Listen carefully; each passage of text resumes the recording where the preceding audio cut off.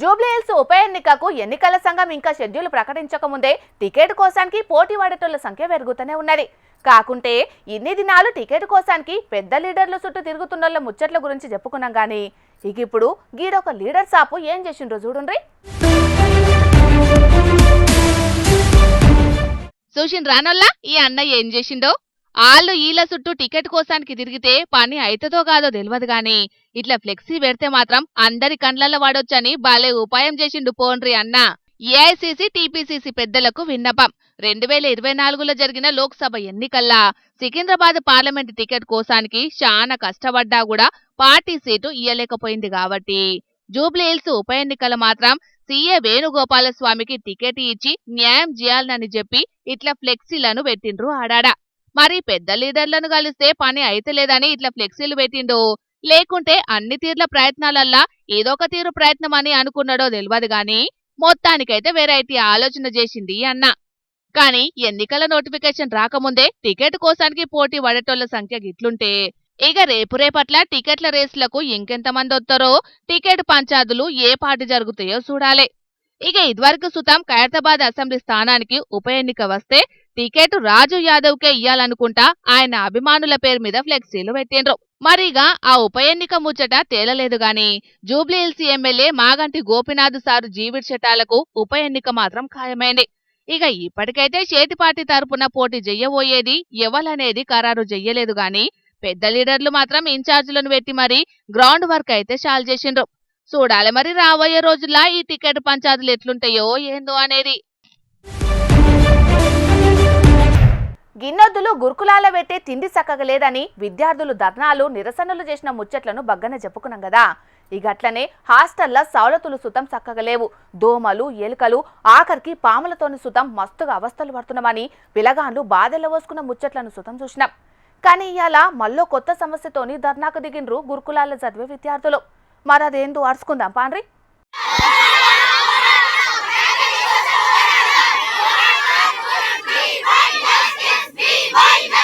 చూసిరు గదా, చేతుల ఫ్లక్కాడులు పట్టుకొని మాకు న్యాయం కావాలన్నట్లే లొల్లెట్ల చేస్తున్నారో గీడున్న పిల్లగాండ్లందరూ 100 మందికి మీదనే బయటకొచ్చి ఎండల కూసొని ధర్నా చేసిండ్రు గిట్లా.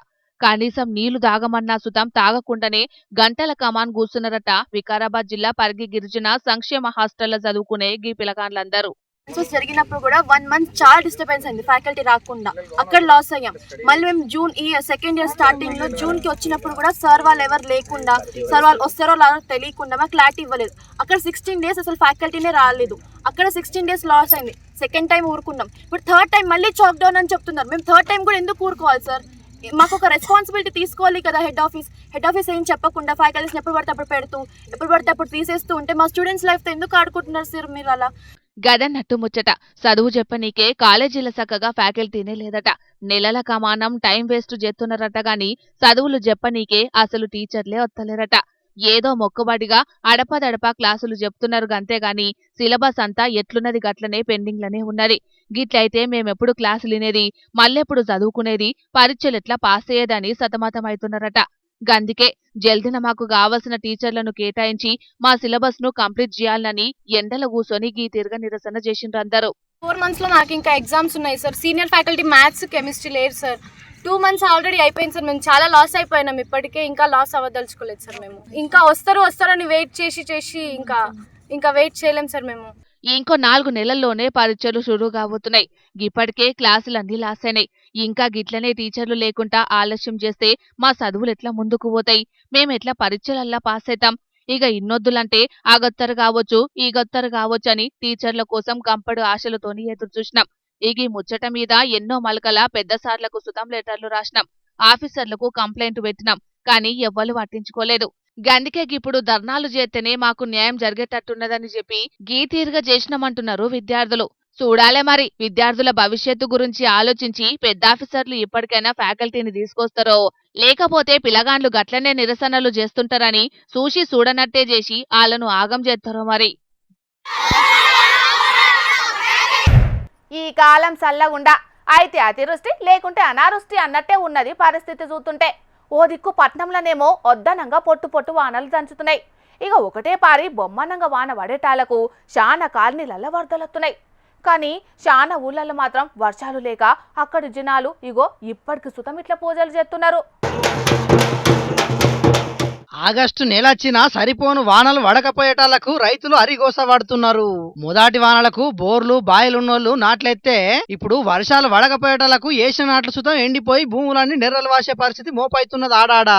గందుకే వర్షాలు దండిగా పడి చెర్లు కుంటలని నిండి పంటలు మంచిగా వండాలని కప్పతల్లాట ఆడిరు పెద్దపల్లి జిల్లా మంతిని మండలం సూరాయపల్లి ఊరోళ్లంతా.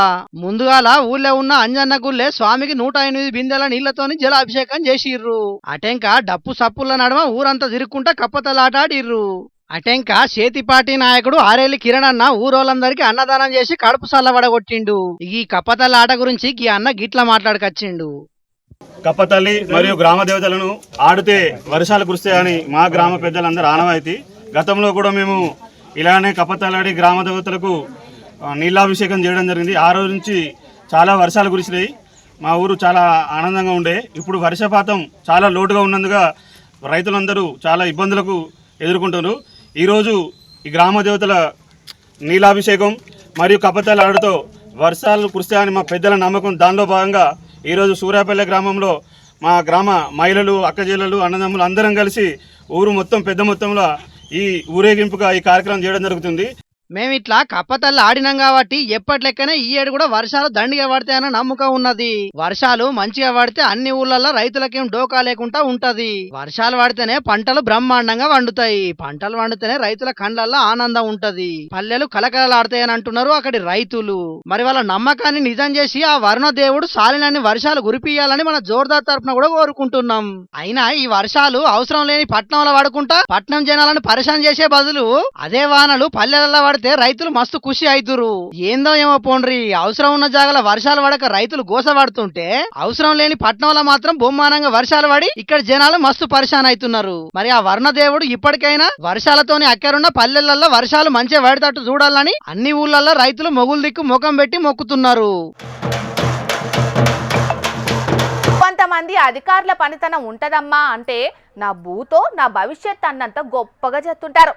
ఇవాళ మన జోర్దార్లో కూడా ఒక గొప్ప పనిమంతుడైన అధికారి చేసిన పనితనం గురించి చెప్దామని ఈ వార్త పట్టుకొచ్చినాం. మరి అది ముందుగాల మేం చెప్పుడు కంటే ఈ అక్క చెప్తున్నది ఈనుండ్రి. అటెంక మేం చెప్పేది మేం చెప్తాం, మీరు కూడా ఏమన్నా అందుకోవాలంటే అందుకోండి. ఖమ్మం జిల్లా కూసుమంచి మండలం గట్టుసింగారం సంబంధించిన నేను మా పాప బర్త్ సర్టిఫికేట్ కోసం 1 ఇయర్ పాటుగా తిరుగుతూనే ఉన్నా. గత 3 రోజుల నుంచి మళ్ళీ ఇస్తా అని చెప్పి బతుకు బదులు డెత్ ఇచ్చారు. ఇదేం సార్ అని అడిగితే మాదే మిస్టేక్ అని చెప్పేసి దాన్ని చింపారు ఈ ఫామ్ని చింపి మళ్ళీ నాకు వేరే కనెక్ట్ చేసి ఇచ్చారు. దాంట్లో కనీసం మా పాప పుట్టింది కానీ తేదీ కానీ ఏమీ అడ్రస్ చేయలేదు. ఇదేంటి సార్ అని అడిగితే నేను అంతే చేస్తా అని చెప్పేసి మాట్లాడుతున్నారు. ఏదంటే నువ్వు ఎంఆర్ఓని గలువు, నేను ఎక్కువ మాట్లాడితే ఇది కూడా ఇయ్యను, నువ్వు ఏకవచంగా మాట్లాడుతాను, నీ పైన కేసు పెడతాను బెదిరిస్తున్నాను. ఇక ఈ ముచ్చటేందో పురాగ సమాజయ్యే ఉంటది. ఖమ్మం జిల్లా కూసుమంచి మండలం గట్టు సింగారం ఊర్లుండే కడారి ఉపేందర్ మమతలకు బిడ్డ పుట్టిందట. బిడ్డ పుట్టినాక 6 నెలలకు బర్త్ సర్టిఫికేట్ కోసానికి దరఖాస్తు పెట్టుకున్నారట. కాకుంటే గ్రామ పంచాయతీ ఆఫీసుల రికార్డులు లేవని చెప్పి తహసీల్దార్ ఆఫీసుల దరఖాస్తు పెట్టుకోరని కార్యదర్శి చెప్పిండట. దాంతోటి వాళ్ళు పోయినేడు డిసెంబర్ 17వ తారీఖు నాడే తహసీల్దార్ ఆఫీసుల చలాన కట్టిర్రట. ఇక అప్పటి సంధి ఆఫీస్ చుట్టూ తిరగంగా మొన్న సర్టిఫికేట్ ఇచ్చిర్రట. ఇక దాన్ని ఇంటికి తెచ్చుకొని చూసేట వరకు బర్త్ సర్టిఫికేట్కు బదులు డెత్ సర్టిఫికేట్ ఇచ్చిర్రట. అగ్గో గిదేందని మళ్ళా ఆఫీసర్ని అడిగితే దాన్ని తీసుకొని షింపి పారేసి బర్త్ సర్టిఫికేట్ ఇచ్చిండట. కానీ దాంట్లో రాయాల్సిన వివరాలు కూడా చక్కగా రాయలేదట. ఇదేందని అడిగితే నేను ఇట్లనే రాస్తా, నువ్వేం చేస్తావు అన్నట్టే మాట్లాడుతున్నాడట ఆ ఆఫీసరు. అసలు అడిగే ఛాన్స్ కూడా ఇవ్వట్లేదు ఆయన. నేను అంతే చేస్తా, నేను అంతే మాట్లాడతా, నువ్వు ఎక్కువ మాట్లాడితే అసలు ఇది కూడా ఇయ్యను, నువ్వు ఎంఆర్ఓని వాళ్ళు ఉపాధి అని అంటున్నా. అదే సార్ మాకు వచ్చిందే మేము బర్త్ సర్టిఫికేట్కి వస్తాం, మరి దీన్ని కూడా మీరు కరెక్ట్ చేసి ఇవ్వతే ఎట్లా అంటే అసలు నేను ఇయ్యను, నీకెవరు చెప్పారు? అధికారులున్నదే ప్రజలకు మంచి చేసేటందుకు, ప్రజలకు అక్కడికొచ్చే పనులు చేయనీకే. అసొంటోళ్ళు గది మర్చి గిట్లా అడ్డదిడ్డమైన పనులు చేస్తే ఏమన్నట్టు చెప్పుర్రి. ఏందో ఏమనుల్లా కొంతమంది చేసే పనులు చూస్తేనైతే వీళ్ళు చదువుకోనే కొలువులకెక్కిర్రా లేకుంటే అడ్డదారులొచ్చి కొలువు చేస్తున్నారా అని మస్తు తిట్టాలనిపిస్తుంది అంటున్నారు గీ ముచ్చట తెలిసిన అక్కడోళ్ళు. అయినా వాళ్ళు అట్లా అనుడు కూడా తప్పేం కాదు. మరి లేకుంటేందుల్లా బర్త్ సర్టిఫికేట్ కోసానికి దరఖాస్తు పెట్టుకుంటే డెత్ సర్టిఫికేట్ ఇచ్చిర్రంటే వాళ్ళు మెదడు ఎక్కడ పెట్టుకొని పనిచేస్తున్నట్టు ఏం కథ? మీదికేంచి జరిగిన తప్పును సరిదిద్దుకోకుండా మల్లోపారి ఇచ్చిన సర్టిఫికేట్ ను కూడా సక్కగియకుండా తప్పు మీద తప్పు చేసే ఏం అధికారులో ఎందో పోర్రి. కోళ్ళు గోర్లు మేకలు ఆఖరికి ఎద్దులను బర్లను ఎత్తుకపోయిన ముచ్చట్లను మన జోర్దార్ల ఇదివరకు షానే చెప్పుకున్నాం. ఇక మొన్నట్లనే కార్లొచ్చి మరి రోడ్డు మీద ఉన్న ఆవులను ఎత్తుకపోయిన వార్తను కూడా చెప్పుకున్నాం. కానీ గిసొంటి దొంగతనం ముచ్చట మాత్రం ఇంతవరకు ఎవరు చూసిండారు. మరి అదేందో మీరు కూడా చూడుండ్రి. నలుగురు మనుషులు దర్జాగా దొలకపోతున్నది ఏమిటినో తెలిసేనా నొల్లా? సీమ పందులను. అవును, మీరిన్నది మేం చెప్పింది నిజమే. ఈ నలుగురు దొంగ బదమాషిగాళ్ళు వాళ్ళ తాత సొమ్మేదో అయినట్టు సీమ పందులను దర్జాగా దంచుకపోయినరు. ఓష్ని అన్నాలం పాడుగాను గా పందులను కూడా దొంగతనం చేసేటోళ్ళు ఉంటారా అని ఆశ్చర్యపోకుండ్రి.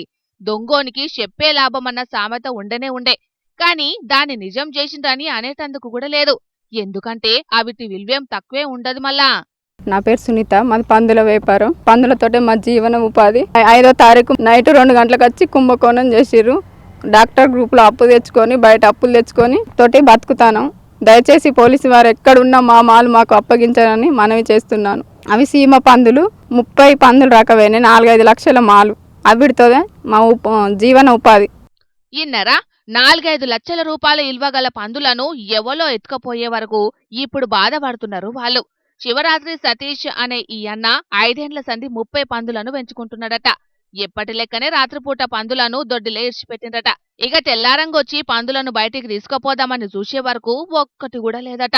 ఇగిట్లా పందులు పోయిన విషయాన్ని పోలీసులకు చెప్తే కేసు రాసుకొని వాళ్ళు విచారణ చేస్తే పందులను ఎవలెత్తుకపోయింది బయటపడ్డది. సీసీ కెమెరాల రికార్డైన వీడియోలను బట్టి ఈ దొంగతనం ఎవరు చేసిందనేది బయటపెట్టే పనుల పోలీసులున్నారట. మహబాద్ జిల్లా కేసముద్ర మున్సిపాలిటీ పరిధిలో జరిగింది. 30 పందులే కాదు, గీ బండిని కూడా ఎత్తుకపోయినరట దొంగ బాకవగాలు. నుంచి అప్పటికి వరకు వెళ్ళి అదే విధంగా సందులో పెట్టుకొని నైట్ 5 లాకేసుకొని ఇంట్లో పోయి పండుకున్నాం. తెల్లారి అదే విధంగా మళ్ళీ షాప్కి వద్దామని చూసే వరకు బండి కనపడలేదు. ఆ చుట్టుపక్కల చూసినా గానీ దొరకలేదు. కానీ చూసిన రానోల్లా ఇయాల రేపు పరిస్థితి ఎట్లున్నదో కట్టబడకుండా వత్తదంటే దేని ఇడిచిపెడతలేరు ఫాల్తుగాలు. కంట్ల వడ్డదంటే చాలు కదం పట్టిస్తున్నారు కంత్రిగాలు. మరిగ పబ్లికు ఇయాల రేపు ఎవ్వల్ని నమ్మేటట్టు లేదు. సొమ్ములే కాదు ఏమున్నా జాగ్రత్తగా దాసుకోండి. అటెంకా ఎంత తండ్లాడినా ఏం ఫాయిదా ఉండది. కాబట్టి ముందు జాగ్రత్తతోని మెద్దులుండ్రి, సరేనా? తెలంగాణ సర్కారు చాలు చేసిన ఉచిత బస్సు పథకం చేయంగా చాలా జాగల్ల మహిళలు శికలు పట్టుకొని కొట్టుకున్న ముచ్చట్లను మనం మస్తుగానే చూసినాం. మన జోర్దార్లో కూడా జోర్దార్గా చెప్పుకున్నాం. ఇక ఇప్పుడు సర్కారు అమలు చేస్తామన్నా ఇంకో పథకం చేయంగా కూడా గట్లనే కొట్టుకుంటున్నారు మహిళలు. మరి అది ఏంది, ఎక్కడ జరిగిందో పురాగా ఆడుచుకుందాం పాండ్రి.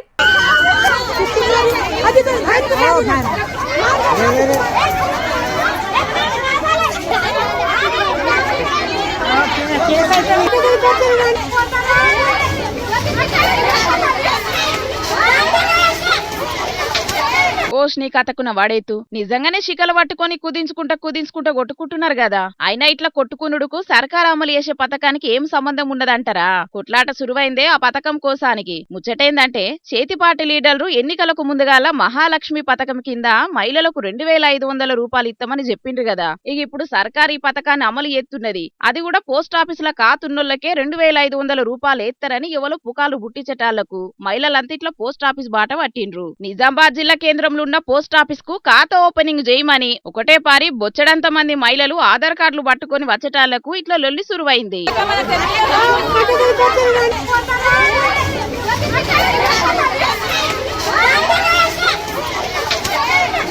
అయినా ఇక్కడ ఒక్క కాన్నే కాదు, మొన్నట్లా వికారాబాద్ జిల్లా పరిగిల సుతం పోస్ట్ ఆఫీసులా కాతున్న మహిళలకే 2500 రూపాయలు ఇస్తారని పుకార్లొచ్చటాళ్లకు మహిళలంతా పోస్ట్ ఆఫీసు బాట పట్టిండ్రు. మాకు సర్కార్ నుంచి ఆదేశాలేం రాలేదు, మీకు పైసలేం పడాయని అక్కడున్న అధికారులు చెప్పటాళ్లకు మెల్లగా ఇండ్లకి జారుకున్నారు మహిళలంతా. రూపాయి పనిచేస్తే 10 రూపాయల అడ్వర్టైజ్మెంట్ చేసుకునే ఈ కాలంలో గంత పెద్ద పథకాన్ని సర్కార్ షాల్ చేసినప్పుడు అందరికి తెలియకుండానే చేస్తదా? బరాబర్ అందరికి తెలిసేటట్టే చేస్తది. అవసరమైతే పెద్ద సభ పెట్టి మరి మహిళలకు 2500 రూపాయలు ఇచ్చే కార్యాన్ని ముంగటేసుకుంటది. కాబట్టి ఇసొంటి పుకార్లను ఎవ్వరు నమ్మకుండ్రి, పోస్ట్ ఆఫీసుల కాడికి పోయి గోసలు వడకుండ్రి. ఏమంటున్నాం, సరేనా?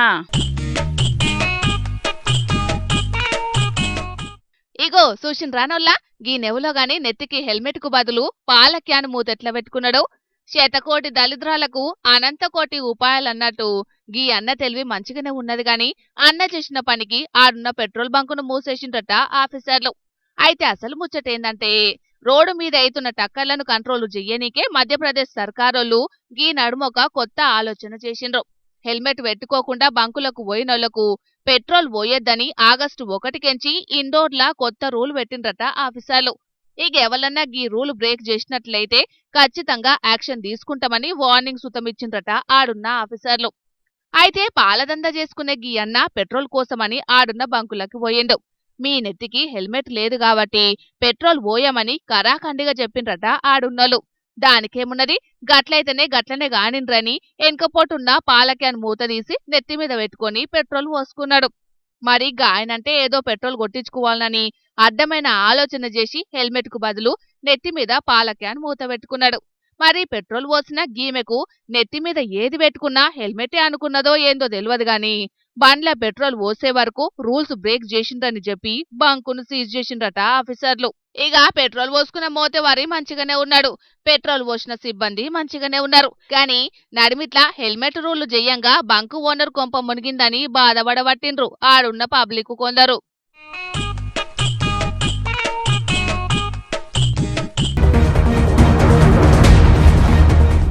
ఫ్లైఓవర్ల మీద పోయేటప్పుడు ఎంత పైలంగా ఉండాలి, గసొంటిది గి పోరగాన్లను చూడుండ్రి ఎట్లా కథలు పడుతున్నారో.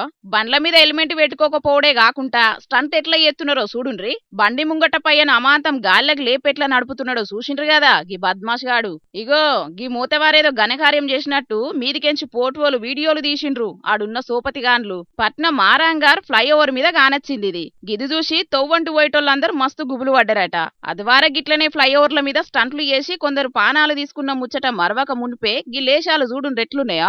అసలు పానాలంటే లెక్కలేదన్నట్టు ఎత్తున్నారు కొందరు ఆగంపూరగాన్లు. బైక్ రేసింగ్ల పేరు మీద అడ్డమైన స్టంట్లు చేసుకుంటా బతుకులు ఆగమైతున్నా వట్టించుకుంటలేరు కొందరు. అసలు గీళ్ళను ఆజ్ఞల పెట్టుకొని అయ్యవలని అనాలే ముందుగాల. గింత రాత్రిపూట ఏడికోతున్నారు ఏం చేస్తున్నారని ఆలోచన చేయకుండా గాలి కిడ్సబెట్టినట్టు చేత్తే ఎట్లనని గరమైతున్నారు చాలా మంది గి ముచ్చటెరకైన పబ్లిక్. మరిగా చూస్తున్నారు కదా పబ్లిక్, జర పిల్లలు రాత్రి దాకా ఏడ తిరుగుతున్నారు ఏందనేది జాగ్రత్తగా చూసుకోండి. అటెంకేదన్నా జరగరాంది జరిగితే తర్వాత బాధపడ్డా ఏం ఫాయిదా ఉండది. ఏమంటున్నాం పైలం మరి. ఇక తెచ్చిన వార్తలన్నీ అయిపోయినాయి. ఇవుల్లా ఇయాల్టి జోర్దార్ వార్తలు. మళ్ళొచ్చే జోర్దార్లా మళ్ళా కలుద్దాం. అప్పటిదాకా చూస్తూనే ఉండండి హెచ్ఎం టీవీ. అట్లనే ఇంకెన్ని మంచి మంచి వార్తల కోసం హెచ్ఎం టీవీ యూట్యూబ్ ఛానల్ని సబ్స్క్రైబ్ చేసుకోండి. ఇసంటి ముచ్చట్లు ఆడ మస్తుగుంటాయి. అన్ని ముచ్చట్లు మీ దాకా చేరాలంటే తప్పకుండా గంట కొట్టుండ్రి, లైక్ చేయండి, ఈ ముచ్చటను మీ దోస్తులకి షేర్ చేయండి. ఏమంటున్నాం? సరే మరి, టాటా.